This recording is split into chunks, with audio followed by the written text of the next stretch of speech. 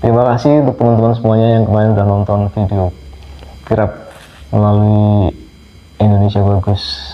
Terima kasih karena kalian udah kasih like dan juga komen, sehingga menambah semangat buat aku untuk terus berkarya. Tapi jangan lupa juga untuk subscribe channel Indonesia Bagus.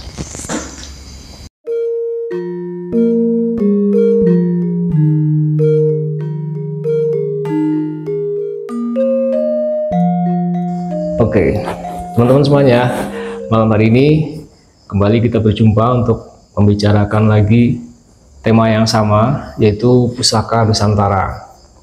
Kalau edisi 1 kemarin kita sudah memperkenalkan ke kalian rumah pusaka, kita sekarang akan membahas tentang keris yang dimiliki oleh narasumber kita, Mas Wawang ini. Mas Wawang kemarin kan ikut kirap ya. Kirap, betul. Nah itu pakai keris. Betul. Kalau keris itu betul. Keris punya sendiri kan? Atau ya, keris ini punya kutipan? Kebetulan keris yang saya bawa itu adalah keris warisan dari leluhur.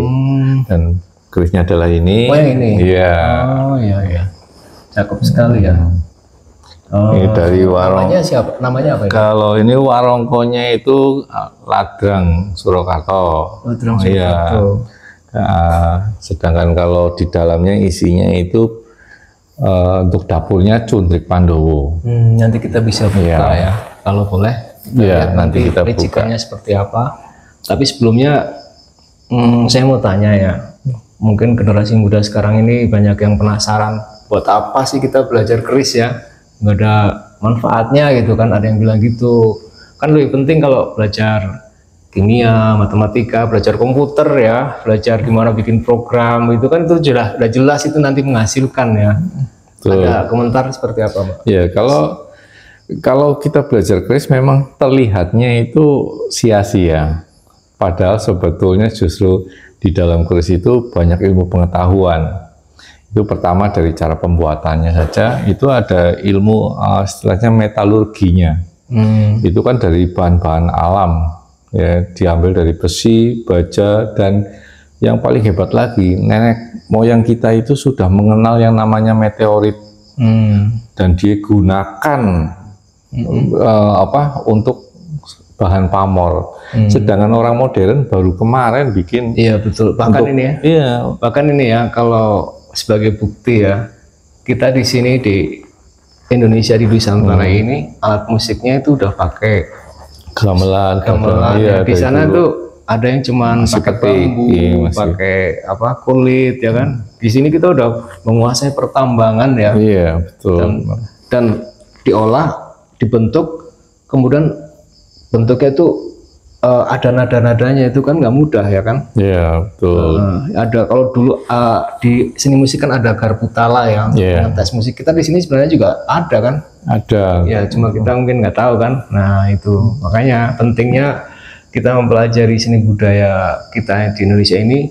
Saya kira itu ya, supaya kita tahu dan bisa mengungkapkan hal-hal yang sebenarnya bisa menjadi kebanggaan kita. Dan itu kalau kita tahu, kita bisa menambah rasa percaya diri kita ya. Salah satunya itu Pak. Oh ya, justru dengan kalau kita nanti sudah belajar tentang budaya, terutama budaya keris itu, justru kita akan semakin percaya dirinya akan tambah. Karena ternyata di dalam budaya keris itu kan ada filosofi gitu kan, yang ininya nilai spiritualnya juga ada, ajaran-ajaran leluhur gitu kan.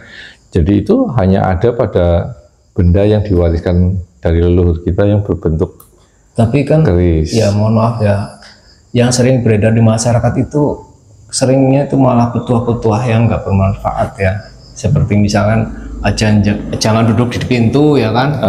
Itu mungkin bagi anak-anak zaman sekarang mau ngapain kayak gitu-gitu diajarkan itu kan itu. Betul. Padahal sebetulnya itu hanya untuk mengingatkan kita kepada yang muda bahwa hidup itu, kalau orang Jawa itu adalah harus memahami tentang tata krama, tata laku, tata urip. Jadi orang hidup itu ada aturannya. Oke, jadi itu cuma sebagian kecil aja. Iya, jadi untuk mengingatkan ini nggak boleh. Itu karena, tapi biasanya kalau orang dulu itu lebih ke ditakut-takuti, gitu.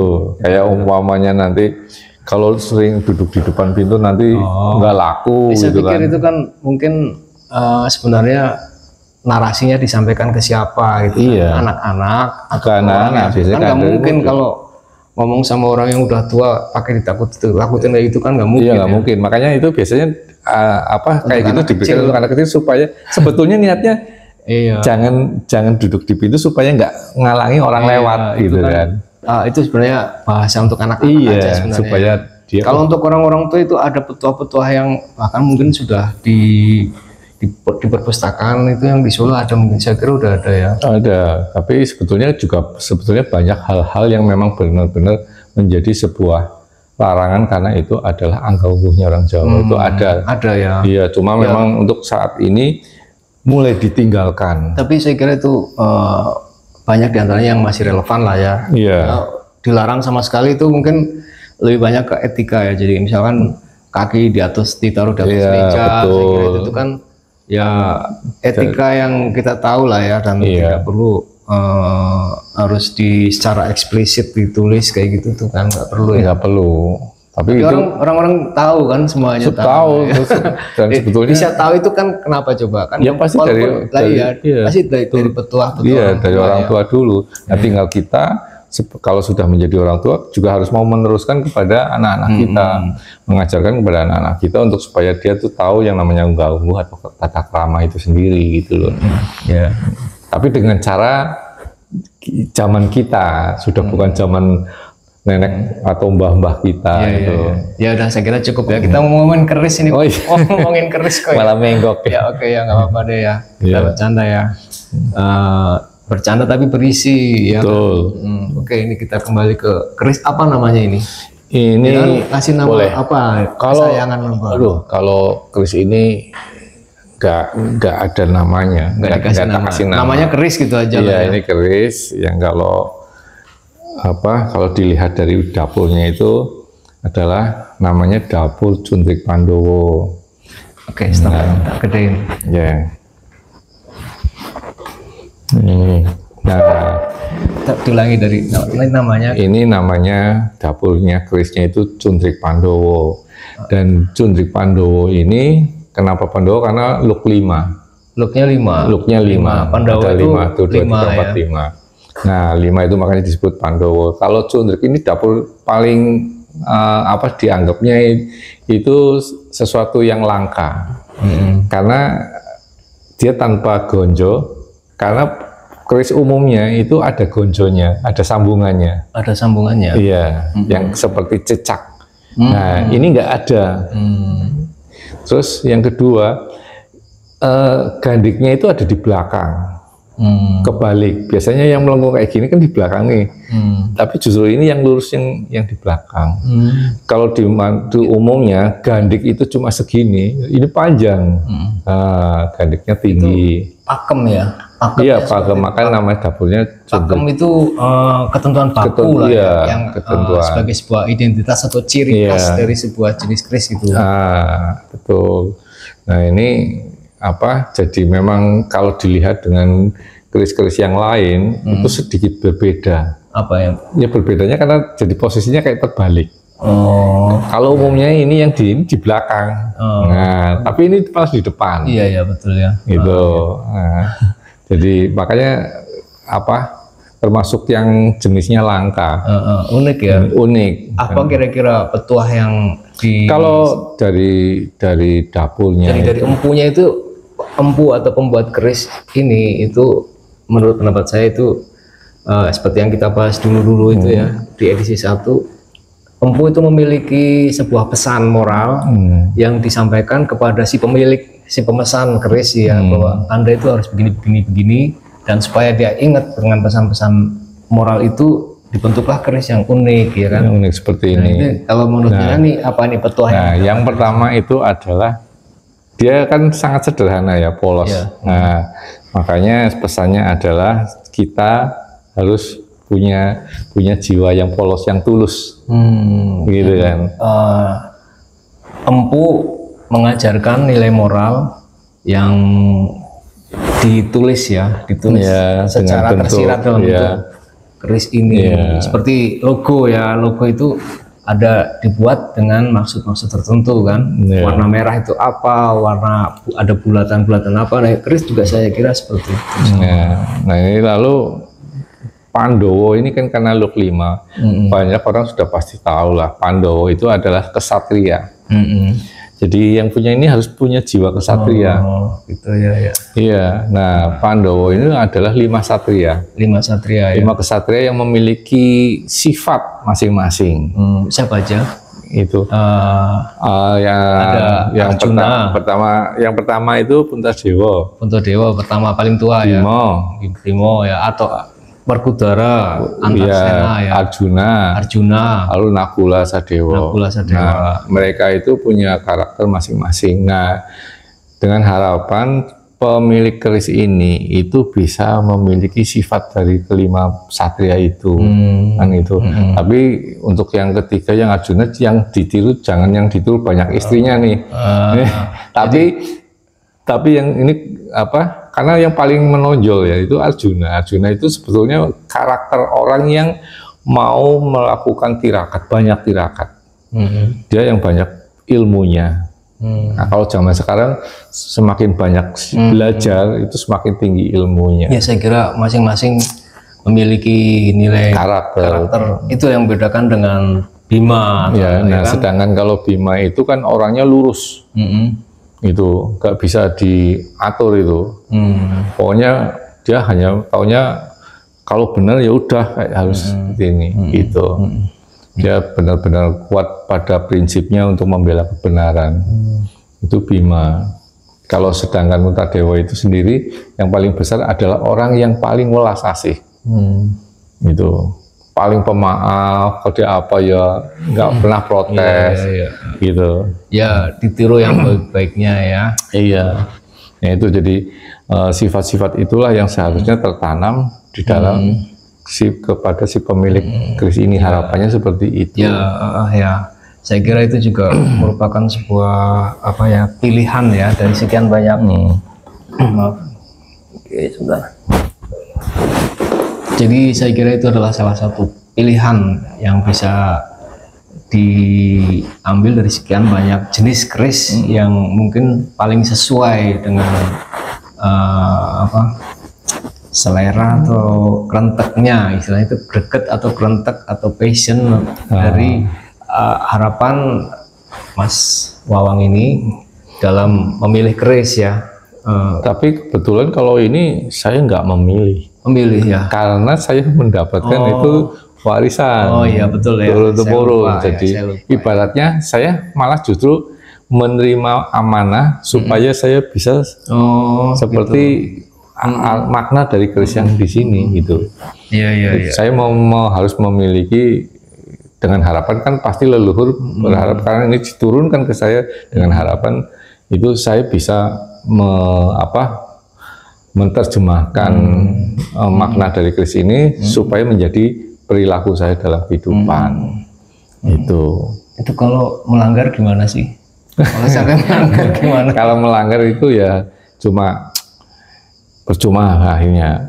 Ya buat apa punya keris tapi nggak paham dengan makna yang ada di dalam. Ya itu sama aja kalian belajar matematik tapi nggak pernah buat ngitung. Gitu. Pernah kalian belajar tinggi tentang bahasa Inggris tapi nggak pernah dipakai. Seperti itu. Mungkin jadi ya sia-sia. Tapi saya kira juga orang tua memberikan keris ini kan memang tujuannya supaya bisa mengikuti petuah-petuah yang mereka wariskan ya. Iya betul. Pada Mas Wawang ini, Mas Wawang kan dia ketahui keris ya, tapi kan tanpa mungkin tidak secara eksplisit, tapi kamu sebagai orang Jawa harus bisa seperti Pandowo ini, ya kan? Iya. Makanya saya kasih keris kamu yang keris yang kayak gini nih, ada 5 ini. Saya kira mungkin seperti itu ya. Iya. Jadi kalau sampai Mas Wawang mengingkari itu sama aja melupakan jasa-jasa orang tua ya, pesan-pesan orang tua ya. Iya, karena kan sebetulnya setidaknya kalau saya bisa menerjemahkan ini juga sebuah pesan dari leluhur buat kita. Jadi nanti pun karena ini kan di dalamnya adalah sebuah pesan yang baik. Makanya kenapa kita penting atau perlu tahu apa makna dari filosofi di dalam keris itu sendiri, karena disitulah nilai luhurnya. Oke ya. Ya, walaupun mungkin saya ada yang bukan dari leluhur, itu pun pasti keris itu memiliki makna, dan makna itu kalau kita paham, lalu kita terjemahkan ke dalam diri kita, lalu kita jadikan perilaku, pasti akan menjadi sebuah motivasi buat kita hidup lebih baik lagi. Tapi realita atau faktanya memang dari sekian banyak orang yang memiliki keris itu tentu saja ada yang memang tidak mengikuti petuah ya. Iya, karena mereka kebanyakan, ini kembali kodrat manusia lah ya. Iya, dia lebih melihatnya ke sisi bahwa keris ini, dapur ini nanti buat kerezekian, buat jabatan, buat itu saya kira mungkin karena ini ya, terbawa nafsu ya, karena terbawa nafsu, dan kemudian ya karena nafsu ini apa, kayak pengen cepet sugih bangsaan itu gimana, tapi tidak dengan cara yang halal ya. Iya, sebetulnya seperti itu sebetulnya ya. Gini, memang keris itu ada yang diciptakan untuk menggambarkan untuk kerezekian.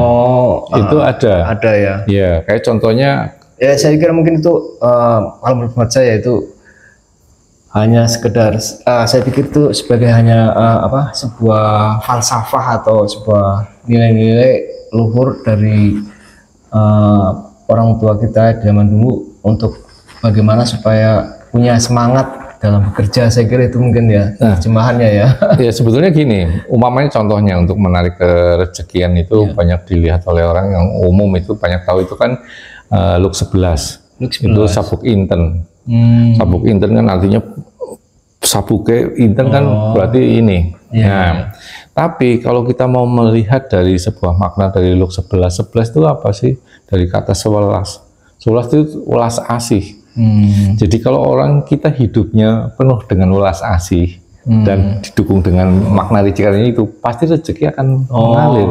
Jadi saya kira ini terjemahannya kalau dalam bahasa yang sering saya dengar ya, kasihilah sesamamu ya, banyaklah sedekah. Betul. Engkau insya Allah pasti akan rezekinya lancar. Allah akan memberikan lebih banyak. Ya, saya kira itu terjemahannya ya. Iya, jadi jangan hanya dilihat dari ini keris memiliki energi menarik rezeki, ya, tapi tidak diimbangi pemahaman tentang ricikan itu, filosofi dari ricikan itu untuk sebuah sangu bekal kita untuk berperilaku dalam masyarakat. Jadi harusnya diimbangi itu, pasti akan betul lah. Jadi energinya seperti itu. Ya, kalau pengen kaya itu berbelas kasihan lah dengan sesama ya. Saya kira itu iya, contohnya kalau itu Luk 11 itu seperti itu, sabuk inten gitu buat anak rezeki gitu kan.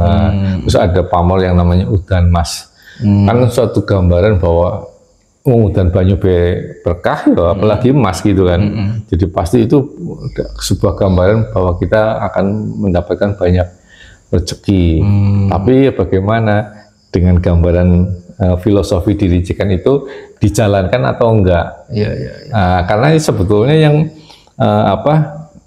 kayak empu membuat sebuah keris itu kan dihitung, maka dari wuku, dari neptu semua dihitung, yang akhirnya akan terbaca karakter seseorang yang akhirnya disesuaikan dengan karakter keris itu sendiri.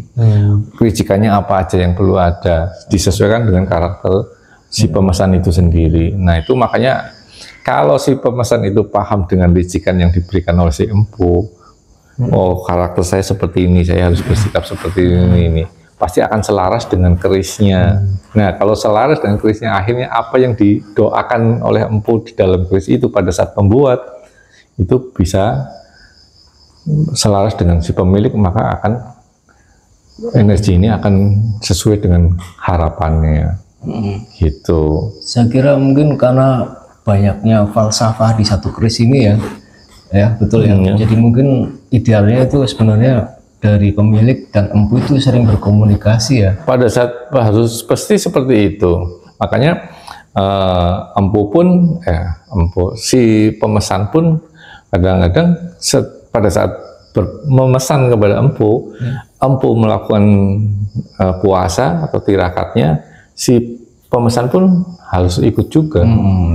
Itu sebaiknya seperti itu supaya ada kesinambungan. Iya, agar pesan-pesan moralnya itu bisa tersampaikan kan. Iya. Empu dan si pemesan itu harus sering ngobrol ya, ngomong ya, ini kamu maunya kayak gimana gitu kan.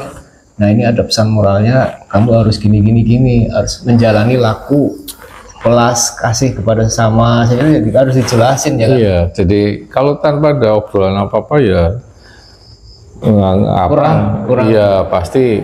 Saya akhirnya sama aja, mungkin kalau kita beli di pasar, tinggal pilih saja. Iya itu makanya ya, obat yang paling mujara pun sebenarnya ya obat yang diberikan setelah dokter dan pasien itu ada komunikasi ya. Jadi kamu sakitnya apa, keluhannya apa, itu kan terus diperiksa, akhirnya kemudian dokter menemukan resep ya, menemukan apa istilah ya, menemukan ya kan.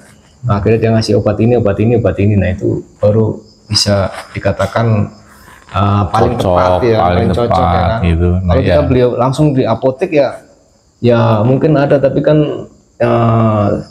bisa saja itu salah ya, bisa salah itu artinya kurang tepat itu ya, kurang pas ya, karena kan obat batuk misalnya ada ternyata ada untuk obat batuk berdahak, ada obat kering, ada obat batuk kering segala macam. Saya kira itu contoh mudahnya ya. Iya. Penyakit kulit pun juga kan ada yang kadas, ada yang panu itu, tapi di apotek itu mungkin kurang tepat gitu loh. Ya paling kalau yang ideal ya kita ketemu dokter, saya kira itu. Dan kalau mau bikin keris juga saya kira kalau mau yang paling tepat ya harus ketemu dengan empu, kemudian menyampaikan komunikasinya, keinginannya, lalu dihitung dari segala hitungan Jawanya si pemesan, nanti akan ketemu karakter orang itu, maka akan dibuatkanlah sesuai keris sesuai karakternya. Di Banyumas kalau kita mau bikin keris kemana Mas? Kalau empunya di Banyumas sudah ada, namanya empu Rizal, empu muda itu ada besalennya. Di mana itu? Itu di daerah Karangklesem, Gunung Tugel. Oh, nggak beda, nggak terlalu jauh dari sini. Iya, tidak terlalu jauh. Ada juga yang lain selain empu Rizal? Kalau di Banyumas belum, baru satu itu saja. Artinya yang sudah diakui oleh warga masyarakat. Iya, sudah dikenal di Banyumas itu sebagai seorang empu yang kalau merangginya Pak Sadali. Tinggal di mana? Itu di daerah Purbalingga. Orang-orang seperti itu juga memang memiliki kecakapan yang langka ya. Oh iya, langka ya. Sebetulnya kalau Pak Sadali itu turun temurun dari orang tuanya dulu. Itu saya malah sempat dulu pernah tahu lah masa bapaknya yang masih sebagai meranggi. Pak Sadali masih membantu bapaknya. Dulu itu saya pernah menjamani. Ini bahannya ada meteorit, besi, baja. Ya. Ada tambahan lagi? Enggak. Oh, cuma karena itu 3 unsur ya? Keris 3 unsur itu harus terpenuhi, minimal 2. Gitu. Ini dulu prosesnya ditempa ya? Ditempa, dilipat. Bisa halus begitu ya? Gitu. Ya itu karena tempaan dengan panas suhu yang tinggi, lalu lipatan yang banyak. Ini dibuat tahun berapa kira-kira? Nah, ini kalau zamannya ya, kira-kira lah ya. Iya, kalau zamannya ini bisa zaman Majapahitan. Oh ya? Cuma kalau dari lihat besinya ini malah eranya kayak Singosari Pajajaran. Ini udah tua banget ya? Iya. Kerisnya ya. Kalau ini mungkin gagangnya atau itu gagangnya. Nah, kalau ini karena kalau saya terima memang seperti ini dari awal. Ya sudah seperti ini, tapi asli daripada masa itu saya nggak tahu. Bisa jadi kan udah lapuk ya, lapuk diganti ya. Karena kalau warongko itu sifatnya kan kayak di kita itu baju. Bisa jadi satu wilahan ini memiliki warongko 2, 3 bahkan lebih boleh. Nah, jadi supaya ganti-ganti gitu. Tapi ini kan kayu ya. Ini juga kayu, jadi banyak kemungkinannya keris-keris itu sekarang yang ini udah berganti ya. Iya, karena kalau itu biasanya kalau yang kurang perawatan, Pak. Tapi kalau yang Oh iya, yang benar-benar dipegang ya. dari itu dan dirawat, memang benar-benar menjadi sebuah pusaka, bisa dari zaman kerajaan dulu pun sampai sekarang masih utuh, masih banyak. Itu supaya bisa bertahan lama apa sih? Adalah perawatan saja. Perawatannya apa itu? Bisa Ya. diolesin apa? Ya, Gitu? kalau ini kan pasti tiap tahun dijamas. Dijamas itu kan buat membersihkan kotoran. Oke ya. Itu nanti setelah selesai dijamas itu dia jamas kan dimandikan, dicuci pakai air kembang. Nah itu nanti setelah bersih kita minyaki lagi. Itu rutin diminyaki itu setiap bulan sekali. Nah nanti kalau sudah sebulan setahun kan minyaknya nih lah tebel nih. Minyak juga kalau sebetulnya kayak gini ada debu kan enggak, ini bikin Ini yang nempel. penjamas sendiri. Iya. Ada pertemuan dengan teman-teman se-Banyumas mungkin jamasan bareng-bareng gitu. Kalau selama ini saya melakukan jamasan di tempat saya sendiri ya. Tapi kalau Ya, yang kadang komunitas- paling kalau dulu itu banyak yang nitipin ke saya untuk dijamas. untuk komunitas penjamas ada nggak? Kalau komunitas nggak ada, tapi banyak tempat yang melakukan jamasan massal juga ada. Beberapa kali di Banyumas di Kecamatan Banyumas itu, terus di Kalisalak itu ada penjamasan pusaka seperti itu. Biasanya malam satu suro ya. Iya, satu suro. Kenapa yang dipilih malam satu suro? Satu suro dianggapnya adalah hari baik. Tahun barunya orang Jawa. Nah, di mana orang Jawa kalau tahun baru bukan untuk bersenang-senang, tapi justru untuk tirakat. Iya iya. Gitu, untuk introspeksi gitu. Membersihkan ya. Membersihkan diri gitu ya. untuk seperti itu supaya di tahun yang baru itu kita memiliki sesuatu yang baru benar-benar dari jiwa dan Makanya raga. kalau nggak salah, kalau hari-hari kayak gitu nggak boleh nikahan gitu ya. Nggak boleh. Ya Jadi harus. ini bukan apa ya, kalau menurut saya itu yang saya dengar itu katanya sih supaya kita bisa lebih fokus dengan introspeksi, evaluasi kayak gitu ya. Jadi saya kira di situ ya sebenarnya. Sebetulnya kalau di Bali itu kayak hari Nyepi. Pada saat hari Nyepi kan nggak boleh ngapa-ngapain. Ibaratnya nyalain api aja nggak boleh, nyalain listrik atau membunyikan suara itu juga nggak boleh. Ya itu sama saja. Cuma kalau di Jawa itu satu suro itu hanya untuk tirakat bisa. Jadi jangan melakukan apa-apa. Istilahnya semua ditunda dulu lah selama satu bulan itu. Ya intinya itulah ya. Harus bisa memahami tujuannya kenapa tidak boleh gitu kan. Karena memang saya kira diharapkan masyarakat bisa, ayolah kita sama-sama introspeksi, evaluasi, berdoa, ya kan. Saya kira itu pada saat Nyepi pun saya kira begitu ya. Jadi ada hal-hal yang pantangan-pantangan itu pastinya ada alasannya, sebabnya yang perlu kita tahu. Betul. Nah ini makanya yang orang banyak yang berpikir kan kalau surau nggak boleh ini nanti bakal cilaka gini.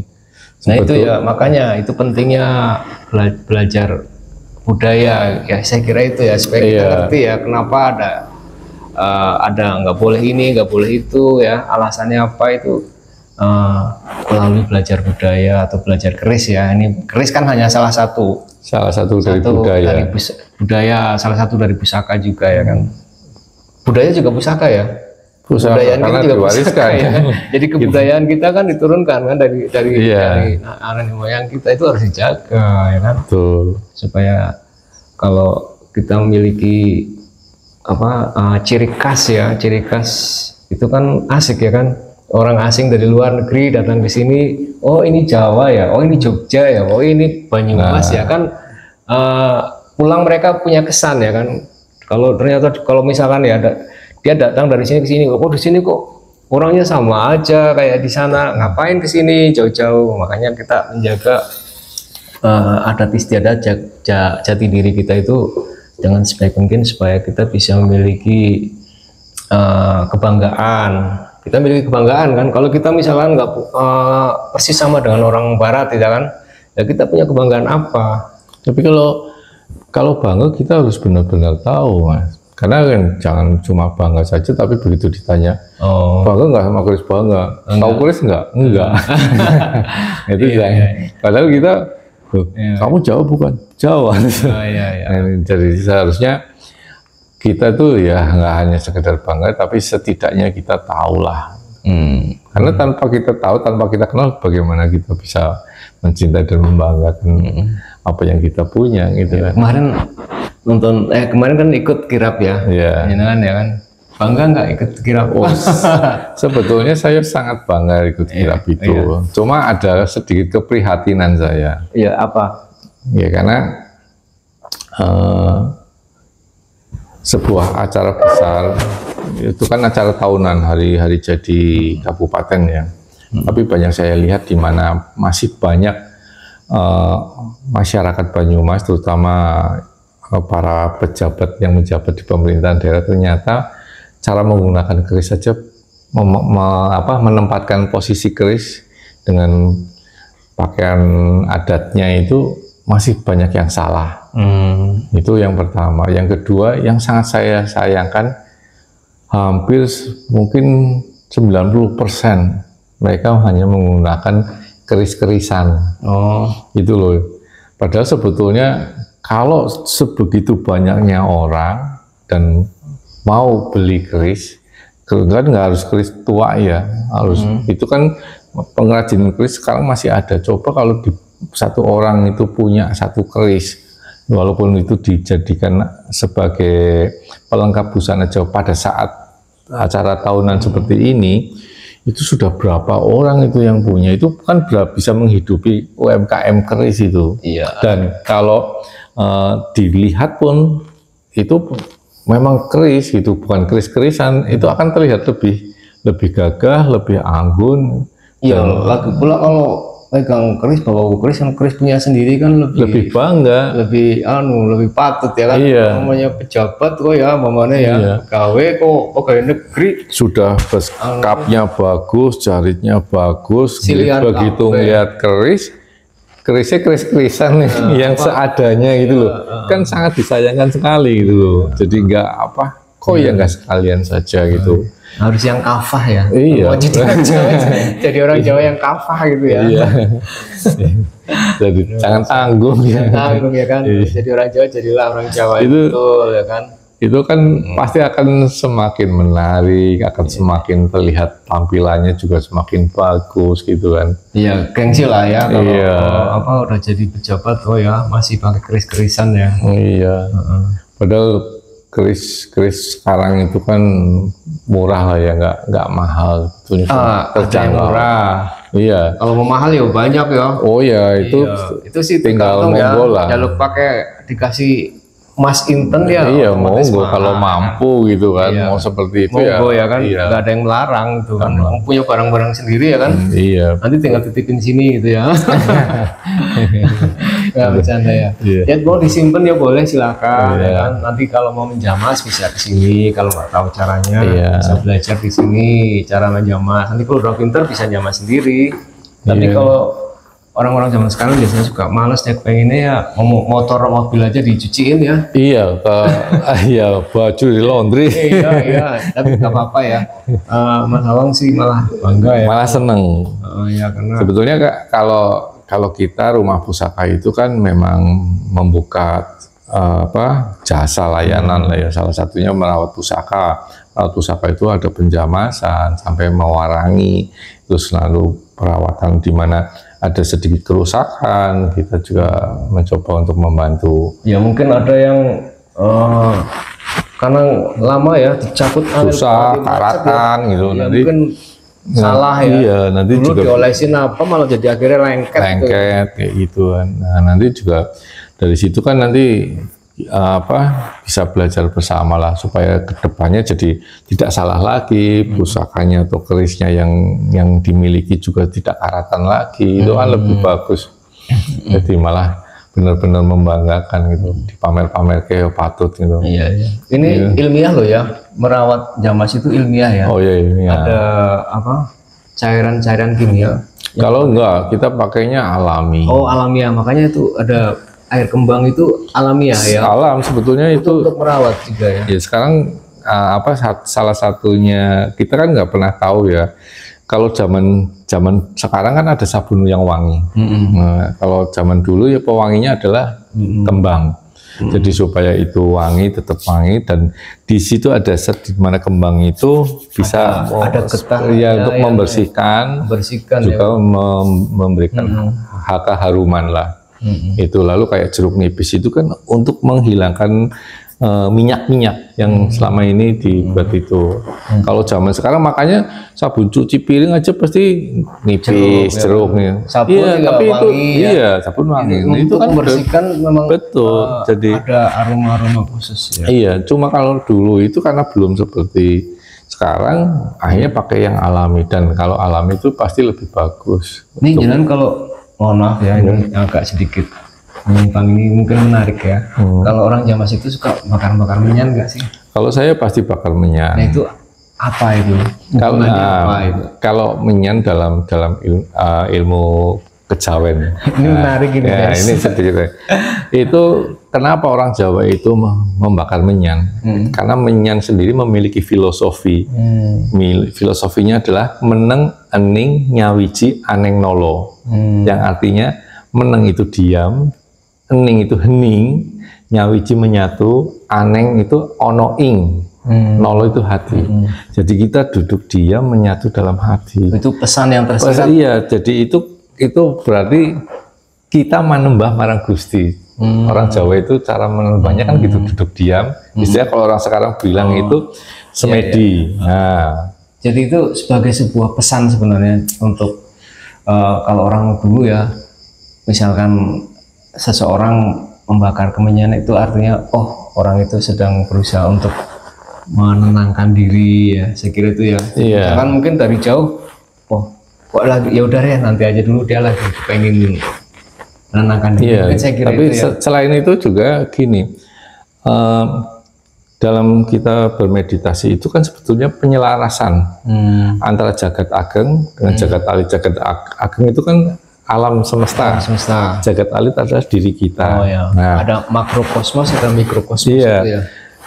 Nah, sedangkan jagat ageng itu diwakili oleh menyan. Menyan itu kan dari getah. Jagat ageng itu punya getah. Getah pohon. Gempolongnya getah tadi menyan. Kalau jagat alit itu punya getih, warnanya merah. Gempolongnya getih itu jadi ati, gitu. Jadi keselarasan antara jagat ageng dengan jagat alit disimbolkan hati kita dengan menyan ini. Ngurup ke menyan koyo dene ngurup ke hati. Gitu. Jadi saya kira dengan mengerti, memahami itu akhirnya orang jadi jangan bagi orang yang sudah mengerti itu merupakan sebuah sarana, alat, media untuk dapat menciptakan suasana yang hening dan berkonsentrasi ya. Iya, dan karena itu penyelarasan. Kenapa yang dia lakukan itu dalam hal ini adalah penjamas itu ya, dibutuhkan sebuah upaya yang apa ya, penuh hati-hati dan agar tidak sampai dikotori oleh perasaan-perasaan. Iya, dari pikiran, perasaan yang buruk itu harus disingkirkan. Itu dengan harapan supaya apa yang kita lakukan di sini kayak penjamasan ya bersih ini akan menjadi atau mengeluarkan sebuah energi positif buat kita. Lagi pula kan itu yang dibersihkan atau disucikan itu kan sebuah alat ya, itu kan alat ya, bisa digunakan, mohon maaf ya, kalau orang mau berbuat jahat kan bisa dipakai ya kan, untuk melukai orang lain ya kan. Nah itu makanya dilakukan secara hati-hati. Misalkan mungkin anak kecil juga nggak boleh, jangan deket-deket, ini bukan mainan. Iya kan, betul, bahaya kalau buat mainan. Jadi saya kira mengapa kris diberlakukan dengan penuh kehati-hatian, karena barang itu jika bisa dipegang oleh orang yang jahat juga bisa berbahaya. Ya. Nah, tapi dengan proses seperti itu di Jamas itu adalah dengan harapan supaya dia memiliki energi yang positif, karena dia adalah pewakil dari jagat ageng kan. Dia besi itu kan dari alam. Nah, ada keselarasan dengan kita. Lagi pula yang menjamas itu besar kemungkinan juga bukan pemiliknya, Pak ya. Iya. Jadi kan ya supaya nanti yang punya kan jadinya nggak kecewa ya, kamu bersihin punya saya kok sembarangan gitu Nah, kan. betul. Ya kan, kalau kan yang punya itu bisa aja. Kalau zaman dulu kan bangsawan, raja segala macam ya kan. Raja kan bangsawan kan dia nggak nyuci sendiri ya biasanya. Enggak, pasti. Makanya dia nyuruh orang ya kan, dia kan juga pengen supaya barangnya diperlakukan hati-hati ya kan, jangan sembarangan. Saya kira jadi makanya zaman dahulu dan sampai sekarang pun juga diperlakukan dengan hati-hati, karena alasan yang semacam tadi itu ya, ada barangnya bisa digunakan untuk hal-hal yang negatif segala macam, itu harus hati-hati Bang. Betul. Jadi ya kita jangan sembarangan. Apalagi barang warisan ya. Barang warisan kan kalau udah tua mudah rusak, ya, mudah gripis cara Jawanya ya. Iya, kalau gripis, bisa kan kalau di pusaka kan urusannya dengan korosi, dengan karatan. Nah, kalau bisa kan kita benar-benar bisa membersihkan besi itu dari kalau karat. Sampai, mohon maaf, kalau misalkan nggak, tangannya bisa terluka dan berbahaya sekali kan. Ya kalau nggak hati-hati, karena itu bagaimanapun juga sisinya itu tetap tajam. Ya makanya itulah diperlakukan secara hati-hati dan harus konsentrasi ya. Cuman bersin-bersin gini, kalau lagi lenger kan bisa luka, dan itu aduh. Ya lumayan, karena saya beberapa kali juga mengalami. Nah itu kan makanya jadi dibutuhkan konsentrasi yang sangat tinggi dan nggak mudah ya. Tidak gegabah, jangan gegabah. Iya, karena tetap tajam. Saya bisa ngomong seperti itu karena memang saya berapa kali itu ngalami pada saat penjamasan, nggak sengaja ya kena seret. Malah jadi kebal ini kayaknya. Nah itu kan mau nggak mau kadang-kadang kita ada rasa khawatirnya kan, pada saat keris-keris yang diwarangi itu kan warangan itu kan mengandung arseniknya, jadi ada kandungan racunnya. Nah itu kan kalau kita nggak tahu, pas yang ada itu kalau terluka masuk ke tubuh itu berbahaya. Atau mungkin habis suci langsung makan gitu ya. Iya, enggak itu. Arseniknya kemakan itu ya. Nah itu makanya kita harus tahu gitu, kalau ini keris yang diwarangi. Iya. Makanya makin tua, makin tua makin ini ya, makin makin kental ininya ya, racunnya ya. Ya, kalau itu kan jadi makanya proses warangan itu kan terakhir. Jadi sebelum diwarangi, sebelum dijamasi, kalau itu memang harus dibersihkan dulu, itu kita ada yang namanya pemutihan. Mutih keris itu dibersihkan sampai putih itu, benar-benar dari warangan apa semua bersih hilang. Nah itu nanti baru dijamas lalu diwarangi. Jadi warangan makanya harus tahapan terakhir. Jadi supaya aman. Itu. Kalau zaman dulu orang punya keris itu udah biasa ya. Artinya zaman dulu laki-laki itu pasti punya keris di Jawa loh ya. Iya, karena tradisinya orang Jawa dulu itu kan setiap laki-laki yang sudah mulai akil balik itu oleh orang tuanya diwarisi atau pada saat dia mau menikah. Biasanya diwarisi pusaka oleh orang tuanya. Tapi itu dulu itu masih dalam kalangan yang calane piyayi lah. Gitu. Ya karena kalau masyarakat itu enggak. Ya artinya bukan merupakan sebuah kewajiban atau harus itu kan ya, kan sesuai kemampuan ya. Kalau untuk kalangan yang dalam hal ini bangsawan itu, mereka kan mempunyai kemampuan ekonomi lebih ya. Jadi ya beli keris ya bisa lah ya. Ya tapi memang keris dulu adalah benda yang juga sebagai ini istilahnya tataran sosialnya itu untuk kalangan mereka, untuk masyarakat umum. Memang zaman dulu ya banyak yang nggak punya. Minimal tuh lurah lah. Yang ini yang punya. Fungsinya yang khusus sebagai simbol ya. Kalau senjata kan apa aja bisa ya, pelintang bisa disenjatakan. Nah makanya kalau keris itu kan beda. Itulah yang membedakan mengapa keris tidak sekedar sebagai sebuah senjata ya. Artinya bahkan bukan lagi menjadi sebuah senjata, lebih banyak tidak lagi menjadi senjata ya. Cuman emang sih ya pernah saya dengar ya waktu zaman perang di Ponorogo ya, keris dipakai untuk senjata. Itu karena namanya perang kan apa aja bisa jadi senjata. Betul. Kan ya. Duanya keris ya, kalau keris yang punyanya apa pelintang ya, pelintang gitu kan. Betul.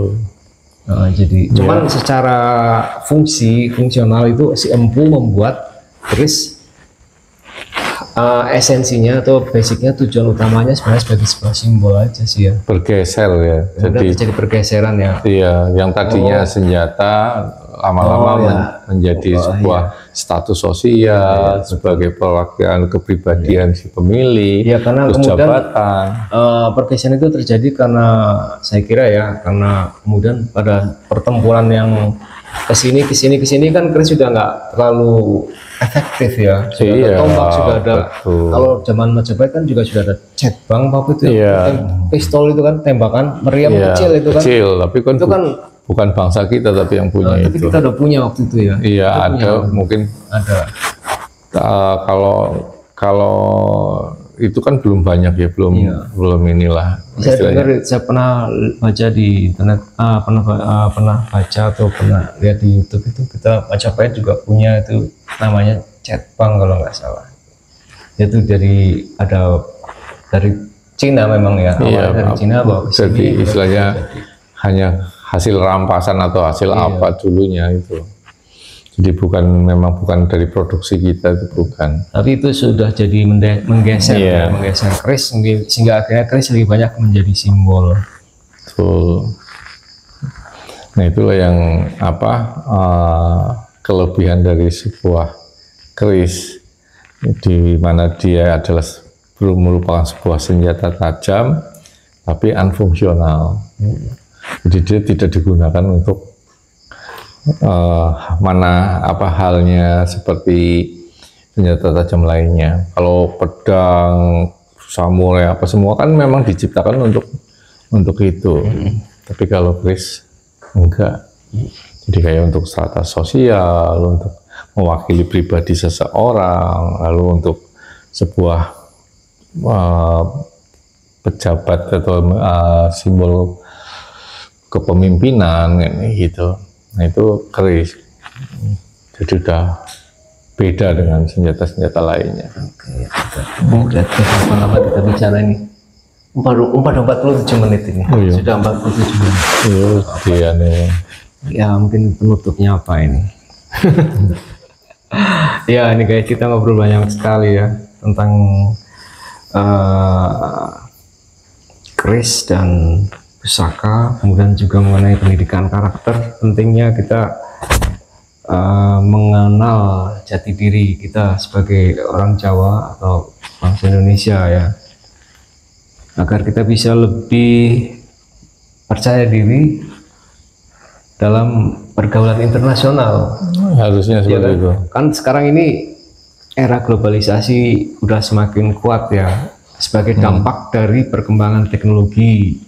Sehingga kita berkomunikasi dengan orang asing itu sangat mudah sekali, baik secara online ya, ataupun ketika kita berpesiar ke Bali misalnya, tidak heran kalau kita bisa ketemu dengan orang asing, karena ya sekarang ini sudah semakin mudah sekali, bandara udah banyak, pesawat udah banyak, sehingga ketika kita ketemu dengan orang asing, kita bisa bercerita banyak tentang budaya kita yang unik dan tidak ada di tempat yang lain. Saya kira itu ya. Ya, tapi sebetulnya kalau kita menyampaikan kepada banyak masyarakat di dunia ini sih dengan cara seperti ini juga sebetulnya kita sudah menyampaikan, karena untuk medsos kan lingkupnya nggak lokal, tapi kan internasional. Tapi ini kita mau ngobrol ya, mau tahu juga. Kadang-kadang mungkin ada orang yang punya komentar negatif tentang keris ya, itu betul orang Indonesia nggak ya kalau menurut Minan? Kalau saya orang Indonesia yang nggak tahu Indonesia. Karena kan gini ya, media sosial itu kan penggunanya banyak ya. Kalau menurut saya ya, tidak tertutup kemungkinan itu orang asing juga ikutan komen ya. Jadi dia mungkin pakai nama Indonesia tapi dia pakai bahasa Indonesia, nggak taunya dia itu cuma mau mencela. Iya kan, makanya kalau dia orang Indonesia adalah orang yang nggak tahu Indonesia. Nah, jadi saya pikir kamu nggak usah banyak terpengaruh oleh komentar-komentar negatif atau terpancing oleh sebuah provokasi-provokasi yang dilakukan oleh orang-orang yang tidak mencintai Indonesia. Ya, kalian harus yakin dan percaya bahwa bangsa Indonesia itu memiliki nilai-nilai luhur yang patut dibanggakan, dan kita juga pernah memiliki ya sejarah. Kita bukan pernah, kita memiliki sejarah yang cukup panjang, yaitu dari sejak zaman dulu berupa kerajaan besar banyak ya di Indonesia. Ada kerajaan Majapahit, kerajaan Sriwijaya, kerajaan Kutai, semuanya itu adalah jejak sejarah kebanggaan kita, yang jadi kebanggaan kita.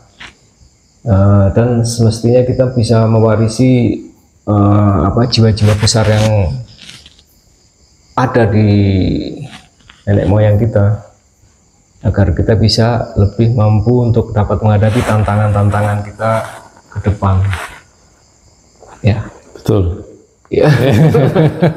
Oke, pesannya ya, kalau untuk generasi muda. Pesan saya sih buat generasi muda, ayo mulai sekarang yang belum tahu tentang budaya kita, mari kita mengenal lalu belajar lebih mendalam tentang budaya kita, terutama kalau budaya keris. Untuk orang-orang di Banyumas, nggak usah bingung-bingung, tinggal main ke rumah Pusaka, kita ngobrol-ngobrol, sharing-sharing, nanti kita tukar pengalaman, kita akan berbagi lah kepada masyarakat Banyumas khususnya, itu untuk belajar tentang keris. Dan kalau yang punya keris mau ngerawat bingung, bawa ke sini, saya bersedia untuk merawatnya. Lalu bagi yang nggak tahu bagaimana merawatnya, mau tahu, tinggal ke sini, nanti tak ajari bagaimana merawat keris yang baik dan benar gitu. Gitu. Dan jadi, saya kira penting banget nih untuk Bapak Ibu guru ya, mengajarkan falsafah ataupun filosofi mengenai pusaka Nusantara kepada anak-anak. Tapi kalau kerepotan ya, silakan sambil jalan-jalan rekreasi ya. Tidak hanya ke museum, tapi juga ke rumah pusaka. Di sini kita bisa belajar banyak. Ya. Kalau mau ngirit ya kita yang dipanggil saja. Oh iya, kayak gitu ya. Boleh, nanti kita bawa keris-kerisnya ya. Karena kalau biasanya harus datang ke sini, nanti anak-anak harus ditariki gitu kan untuk transportasi gitu kan. Takutnya membebani orang tuanya ya. Kita yang datang ke sana juga kita siap diundang untuk datang ke sana, lalu kita nanti juga membawa. Kerisnya dibawa ya. Bisa itu nanti kita kan ada teman-teman juga yang komunitas pencinta keris juga bisa kita ajak untuk menggelar supaya mereka anak-anak itu mengenal dan melihat secara langsung. Oke teman-teman semuanya, saya kira cukup ya. Nanti bisa dilanjutkan lagi di edisi selanjutnya. Silakan kalau mau kirim pertanyaan bisa langsung ke sini di kolom komentar, mau tanya tentang apa itu, biar kita jadikan bahan pembicaraan kita selanjutnya gitu ya. Oke teman, ya. Terima kasih, sampai ketemu lagi, salam, rahayu.